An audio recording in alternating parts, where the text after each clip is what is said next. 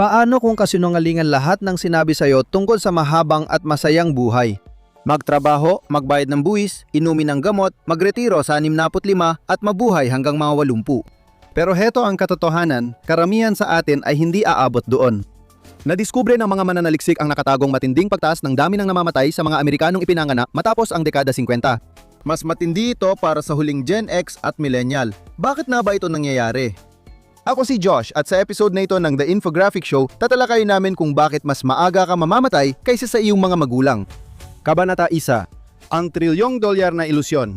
Maging patas din tayo sa medisina ng Amerika dahil karapat-dapat silang kilalanin. May ilang pasilidad na talaga namang pambihira. Ang MD Anderson Cancer Center sa Houston, Mayo Clinic sa Rochester, at Mass General sa Boston ay may kamanghamanghang teknolohiya at mga nangungunang doktor. Madaling sabihin, ang pananaliksik sa mga institusyong iyon ay nagpalawig ng buhay ng milyon-milyon. Kung 72 anyos kang lalaki na bagong galing sa atake sa puso, isa sa pinakamagandang puntahan ang ospital sa Amerika. Nangunguna ang teknolohiya sa cardiac intervention. Kabilang din sa pinakamataas sa mundo ang survival rate ng mga may advanced cancer dito. Kapag ang kamatayan ay nasa pintuan mo na, kahanga-hanga ang medisina sa Amerika sa paglaban dito. Ang problema ay ang bahaging yon, kapag nasa pintuan mo na ang kamatayan. Ang sistemang pangkalusugan sa Amerika ay hindi totoong health system, kundi sistema ng pamamahala ng sakit. Halos walang puhunan para panatilihin kang malusog, kundi para gamutin ka lang kapag may sakit ka na. Hindi philosophical ang pagkakaiba, pinansyal at estruktural ito. At para sa 10-10 milyong Amerikano, nakamamatay talaga ito. Isipin mo ang mga numero. Noong 2024, gumastos ang Estados Unidos ng halos $14,800 bawat tao kada taon sa pangangalagang pangkalusugan. Mga 5,000 ito na mas mataas kaysa ginagastos ng Switzerland, ang sumunod na pinakamalaking gumagastos, 18% ng GDP nila. Halos kalahati nito ang average ng mga kapantay nilang bansa. Gayunpaman, ang life expectancy sa US ay 79 na taon lang, 3.7 taon mas mababa sa average ng ibang mayayamang bansa. Ang Japan, Switzerland at Spain ay umaabot ng 84 na taon. Nahuhuli ang US sa kanilang lahat. Kaya saan napupunta ang lahat ng pera? Malaking bahagi nito ay nauubos sa mga papeles. Tinatayang gumagastos ang US ng siyam na raang $25 kada tao bawat taon para sa administrasyon ng kalusugan, kumpara sa $245 sa mga kapantay na bansa. Abot sa $680 kada tao bawat taon ang nawawala sa billing, insurance papers at paulit-ulit na tawag para sa prior authorization. Isang malaking burokratikong makina na nagdedesisyon lang kung sino ang magbabayad sa naibigay ng serbisyong medikal. Hindi ito para pagandahin o palawakin, kundi para pagtalunan at iulat lang. Ayon sa mga mananaliksik, mahigit 1/4 ng gastusin sa US o $730 bilyong kada taon ay napupunta sa paggamot ng mga kondisyong maaring naiwasan. Halos singlaki ito ng gastos ng bansa sa buong militar. $750 bilyon kada taon ang ginagastos para ayusin ang problemang ayaw pigilan ng sistema. Ang fee-for-service na medisina, kung saan kumikita ang mga doktor at ospital sa paggamot ng sakit, hindi sa pag-iwas dito, ay nagreresulta sa sistemang umaasa sa pagkakasakit ng tao. Ang malusog na Amerika ay hindi gaanong kumikita. Yan ang matematika. Kabanata 2, dinisenyong pahirap. Hindi talaga ginawa ang sistema para panatilihing malusog ka. Sige, ano nga ba ang nagpapasakit sa tao? Ito ay ang kapaligirang sinadyang likhain sa paligid ng mga Amerikano.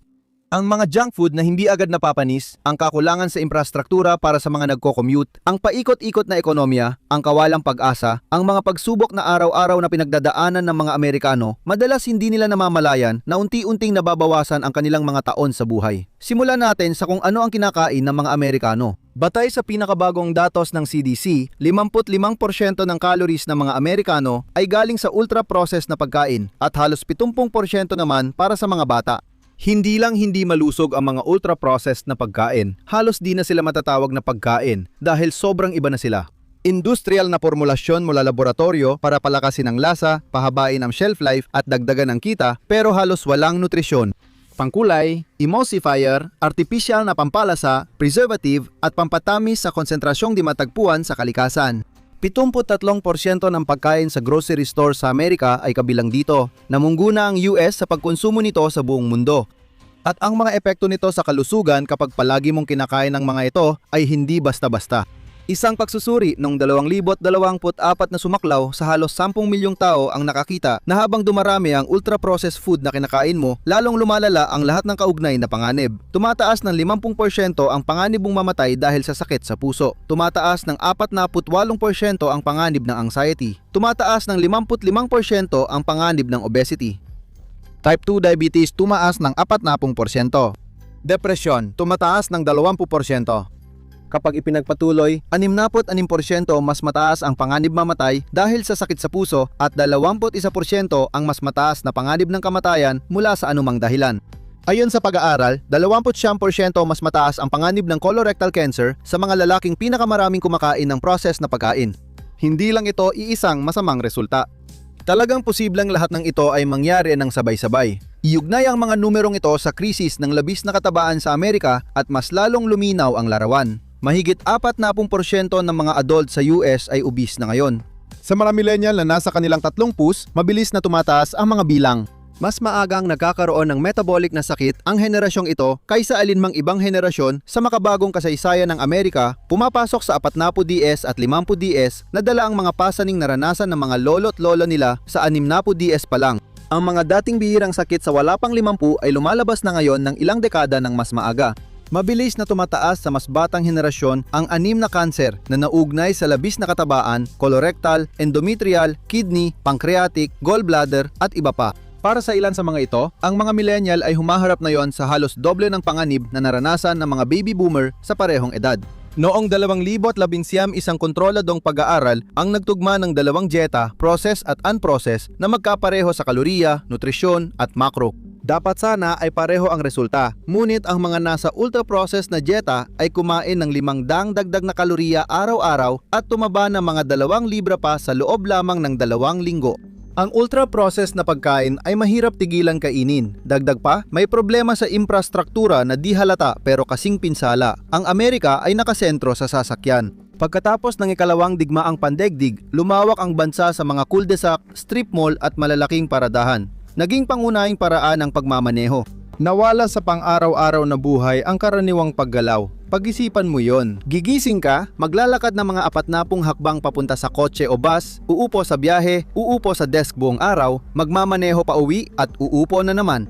Minsan, ang tanging aerobic activity mo ay pagbubuhat ng pinamili mula sa trunk ng kotse. Sa madaling salita, sadyang inalis sa pang-araw-araw na buhay sa Amerika ang karaniwang paggalaw at walang nagsabi nito ng direkta. Sa mga lungsod sa Europa gaya ng Amsterdam, pagbibisikleta ang pinakamadaling paraan papasok sa trabaho. Hindi ito lifestyle, kundi normal na gawain.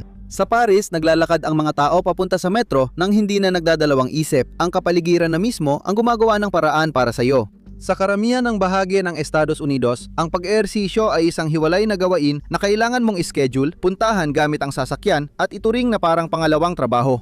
Kung nagtatrabaho kang magulang na may 2 trabaho sa lungsod na para sa mga kotse, mahirap talaga. Ngunit hindi pa ito ang pinakamalupit na pagsubok ng mga Amerikano. Ang pinakamadilim na bahagi ay tinatawag ng mga mananaliksik na pagkamatay dahil sa kawalang pag-asa. Dumarami ang namamatay na Gen X at mas matatandang millennial dahil sa isang bagay na mas mukhang panlipunang diagnosis kaysa medical na diagnosis. Labis na dosis ng droga, pananakit sa sarili, pagkasira ng atay sa alak at aksidente sa kalsada dahil sa kalasingan, ito ang tinutukoy naming pagkamatay dulot ng kawalang pag-asa. Sila ang malagim na bunga ng henerasyong pinahirapan sa ekonomiya, nawalay sa lipunan at iniwang kulang ang suporta sa mental na kalusugan sa loob ng mga dekada. Tumaas na mahigit 500% ang pagkamatay ng millennial dahil sa labis na dosis ng opioid mula 1,900 at 79 hanggang 2,017, binago ng fentanyl ang krisis. Sa rurok nito, mas maraming Amerikano ang namamatay bawat taon dahil sa labis na paggamit ng droga kaysa sa kabuwang bilang ng namatay sa digmaang Vietnam. Mas marami pa kaysa sa mga aksidente sa sasakyan, mas marami pa kaysa sa karahasang dulot ng baril. Malaki ang epekto ng mga pagkamatay na ito sa henerasyong tinukoy ng mga mananaliksik bilang may pinakamasamang takbo ng dami ng namamatay sa kanilang henerasyon mula nang magsimula ang makabagong rekord. Tinawag ng mga siyentipiko na mga nawawalang Amerikano ang mga taong nawala sa puwang na iyon. Noong 2023, tinatayang 700 at 5,000 katawang namatay na maaaring naiwasan kung ang US ay may parehong antas ng pagkamatay tulad ng ibang mayayamang bansa. Noong 2021, umakyat ang bilang na yon sa 1.1 milyon. Mula noong 1980 ang kabuang bilang ay nasa tinatayang 14.7 milyong labis na pagkamatay. Katumbas ito ng populasyon ng Pennsylvania na nawala. Kabanata 3, ang haba ng buhay na may bayad. Maaring kumakapit ka pa rin sa isang nakakaaliw na pag-iisip na yon na sama-sama tayong lahat dito na ito ay isang pambansang problema na pantay-pantay nating nararanasan. Hindi pinipipili ng fentanyl kung mayaman o mahirap ka, pwede kang mamatay. Milalason ng kapaligiran sa pagkain ang mga anak nating lahat. Pare-pareho tayong binibigo ng sistema ng kalusugan. Ang iniisip mong iyan ay taliwas sa katotohanan. Batay sa isang pag-aaral gamit ang 1.4 na bilyong record ng buwis at Social Security, ang pinakamayayamang lalaking Amerikano ay 15 taon na mas mahaba ang buhay kaysa sa pinakamahihirap. Ang pinakamayayamang babaeng Amerikano ay nabubuhay ng 10 taon na mas mahaba kaysa sa pinakamahihirap na babae. Ang pagiging mahirap sa Amerika ay kasing nakamamatay ng pagyoyose buong buhay mo. Kahit papaano, ang mga kumpanyang gumagawa ng sigarilyo ay kailangan maglagay ng babala sa kahon. Lalong lumalala ang agwat. Maraming tao ang nag-aakalang ang kalusugan ay tungkol lang sa kung kaya bang bayaran ng mahirap ang pagpapagagot sa ospital. At oo, bahagi iyon. Pero mas malalim at mas mapanlil lang ang mekanismong nasa likod nito. Tuloy-tuloy na stress bilang biyolohikal na sandata. Ang kawalang katiyakan sa pananalapi o takot na isang sahod, isang emergency o isang pagkumpuni ng sasakyan lang ang layo mo sa kapahamakan ay nagpapagana ng parehong pisyologikal na proseso gaya ng pisikal na sakit. Pinapataas nito ang cortisol, nagdudulot ng pamamaga at pinipigil ang immune system. Sa madaling salita, pinapabilis ng kahirapan ang pagtanda mo sa antas ng selula mas mabilis kaysa sa natural na proseso ng katawan. Para sa 10 milyong Amerikano, ang stress na yan ay laging ingay sa likod ng buhay nila bilang matatanda. Dagdag pa, problema rin ang ambulansya. Noong 2018 sa Boston, isang 45 anyos na babae ang naipit ang binti sa pagitan ng subway train at platform na nagdulot ng matinding pinsala at hirap. Habang tumutulong ang mga saksi, nakunan siya sa video na nagmamakaawang huwag silang tumawag ng ambulansya. Viral ang kwento ng babae dahil sa tindi nito pero hindi kakaiba ang dahilan ng kanyang desisyon.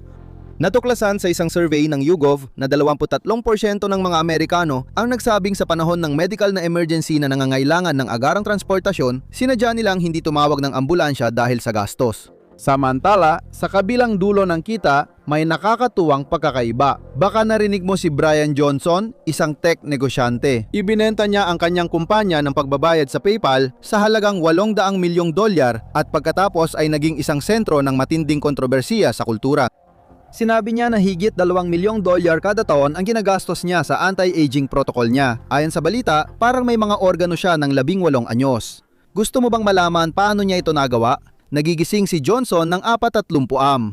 Lumalafang siya ng mahigit 100 na supplements, kumakain ng isang algorithmically optimized na 2,000 calorie na vegan diet na natatapos ng alas 11 ng umaga. Nag-ehersisyo siya ng may eksaktong disiplina na kahit ang isang profesional na atleta ay mailang at tuloy-tuloy siyang minomonitor ng isang team na binubuo ng humigit kumulang 30 doktor na sinusubaybayan ang 12 ng biomarkers sa buong katawan niya.